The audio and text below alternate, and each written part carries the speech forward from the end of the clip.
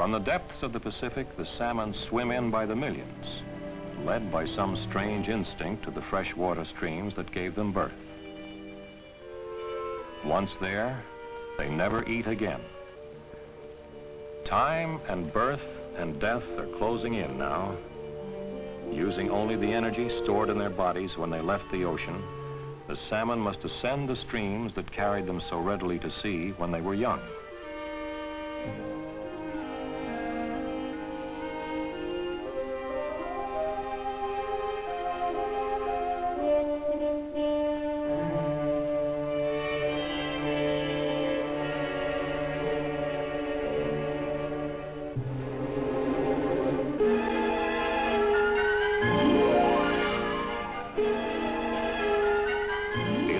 Is never easy. Sometimes the obstacles seem too formidable. But formidable, too, is the drive of the salmon to fulfill its destiny.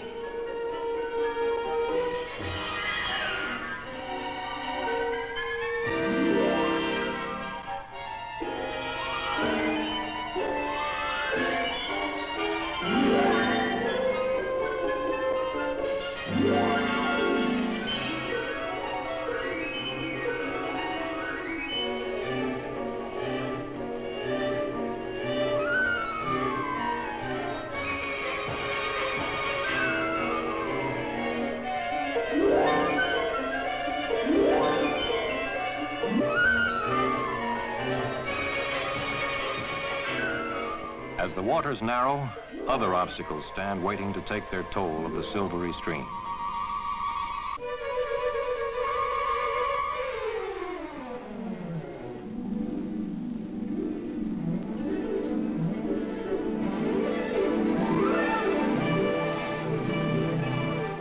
Man, too, interrupts the journey, but only momentarily, as his fishways and ladders guide the fish onward and make possible an estimate of their numbers for conservation planning.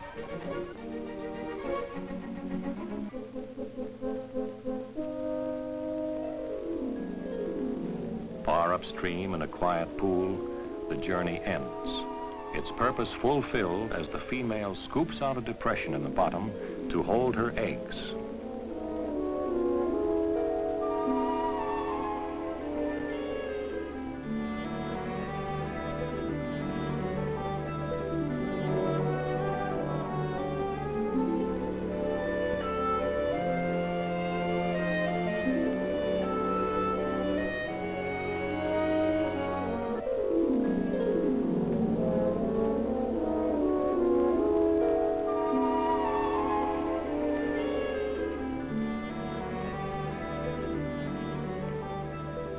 By hundreds and by thousands, the tiny eggs pour forth.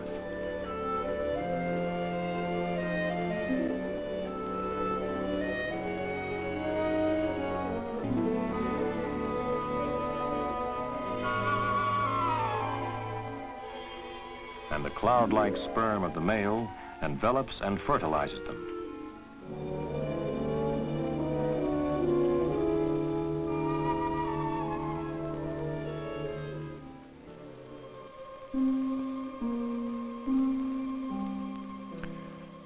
And finally, the cycle of time and birth and death completes itself as the parent salmon die, their bodies mottled and battered and spent by the efforts of their journey.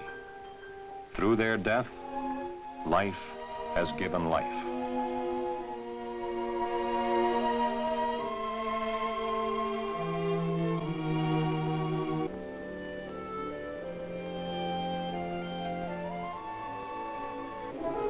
As the days pass, new life begins to stir in pool after pool across the vast salmon country, and billions of eggs slowly grow to maturity.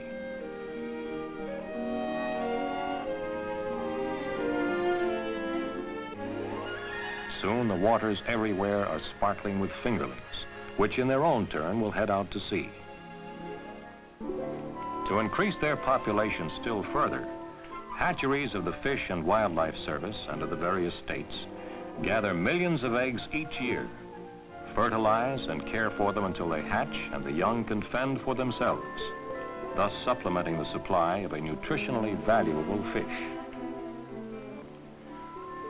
Proper fishing methods must parallel such efforts if conservation is to be achieved. One is purse seine fishing. The lookout spots the salmon, and the small boat moves away, carrying the purse seine behind it.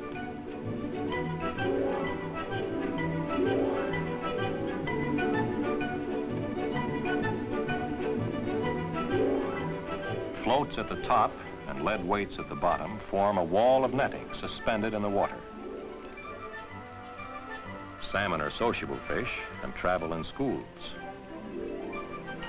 The long seine intercepts the school.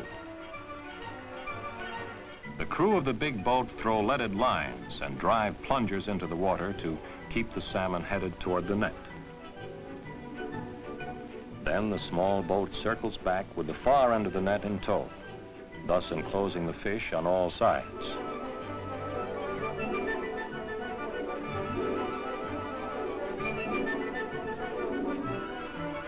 And now, lines that are threaded through rings in the bottom of the net are drawn in, closing up the bottom as strings close a lady's purse.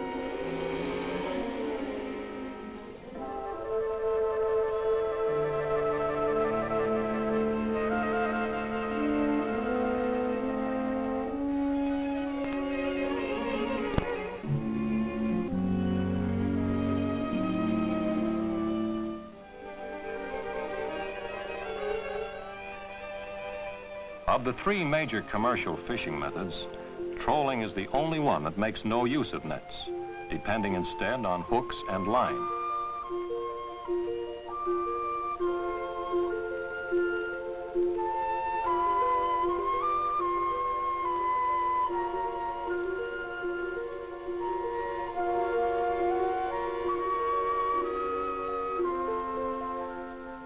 The hooks are baited for chinook or coho, the most likely of the 5 salmon species to strike a lure. Herring strips are frequently used for bait, but every troll fisherman has his own theory of what the salmon like. Plugs of every description appear each year, and often theories are discarded in mid-season as the fishermen try one lure and then another. A silver flasher is a frequent competitor for attention.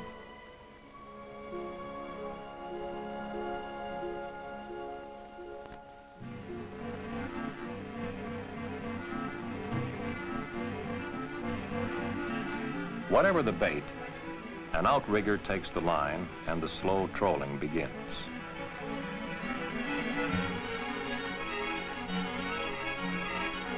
It ends with the strike, and the line is drawn in by hand. A single fish instead of a net full, but well worth the troller's time when it goes to market.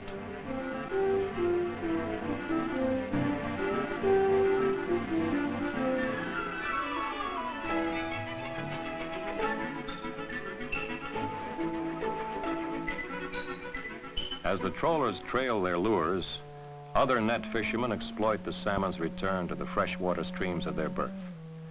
Gill nets, set to drift with existing currents, intercept the fish as they head upstream. Their wide mesh permits the smaller ones to pass through, but ensnares the gills of the larger fish, trapping them as the nets are drawn in.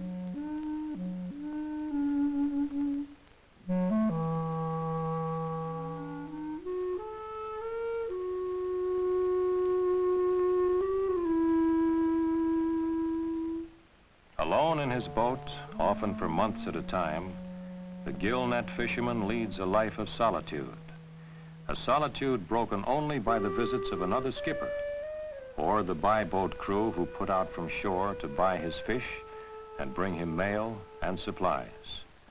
But solitude has its rewards, as one by one the salmon come tumbling aboard, ready for the buy-boat and the trip to the cannery.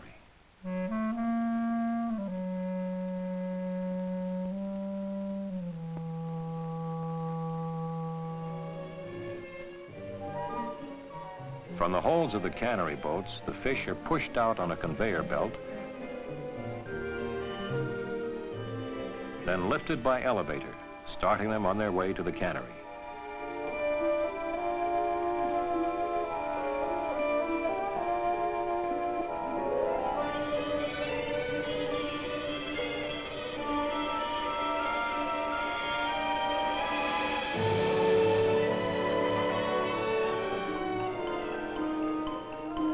In the cannery, machines called iron chinks, unique to the salmon industry, dress 60 to 70 fish a minute.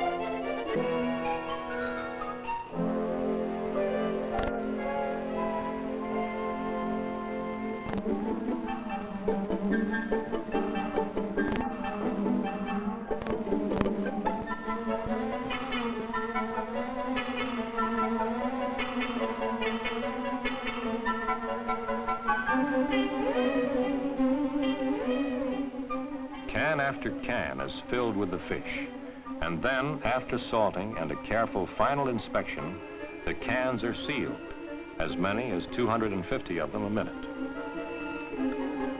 Then the sealed cans pour into broad racks for cooking.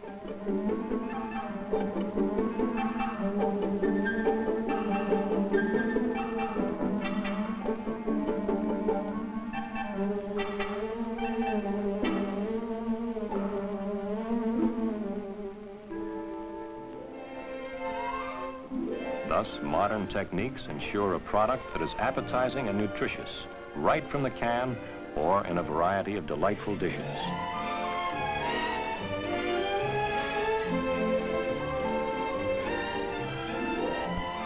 A full-color recipe booklet, Take a Can of Salmon, shows how to prepare these and many other dishes using canned salmon. For a real treat, send 15 cents to the Superintendent of Documents, Government Printing Office, Washington 25, D.C., and you will receive a copy.